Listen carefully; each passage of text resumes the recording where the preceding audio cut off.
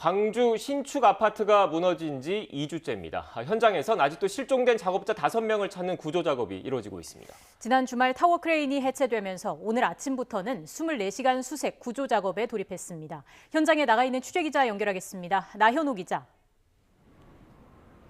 네, 광주 신축 아파트 붕괴 사고 현장에 나와 있습니다. 네, 작업자 수색 구조 작업이 장기화하고 있는데 오늘부터는 구조 작업도 달라진다고요.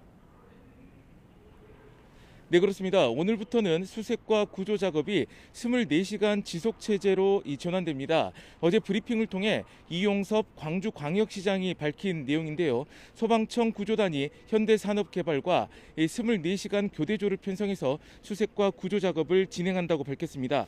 지금까지는 위험도가 비교적 낮은 현장을 중심으로 심야 시간을 피해서 수색이 진행됐는데요. 현대산업개발은 지난주 금요일부터 타워 크레인 해체 작업을 벌였고 그 결과 타워 크레인이 넘어질 가능성이 크게 낮아진 것으로 나타났습니다. 이에 이 심야 시간에 수색 작업을 하더라도 크게 위험하지 않다고 판단한 겁니다. 우선 전국 소방력 동원령에 따라서 이 붕괴 현장에 온 전문 구조대원 14명이 추가로 투입됩니다. 이들은 해외 대형 재난 현장에 파견돼서 구조 활동에 참여한 경험이 있습니다. 네, 나현우 기자, 애초 하루 정도 걸릴 것으로 예상했던 타워 크레인 제거, 결국 사흘이 걸렸지 않습니까? 그런데 목표한 만큼 해체하지 못했다고요? 네, 그렇습니다. 무너진 이 아파트 건물에는 145m짜리 타워 크레인이 설치되어 있습니다. 그런데 이 타워 크레인이 붕괴 사고 이후에 추가로 넘어질 가능성이 꾸준히 제기돼 왔었는데요.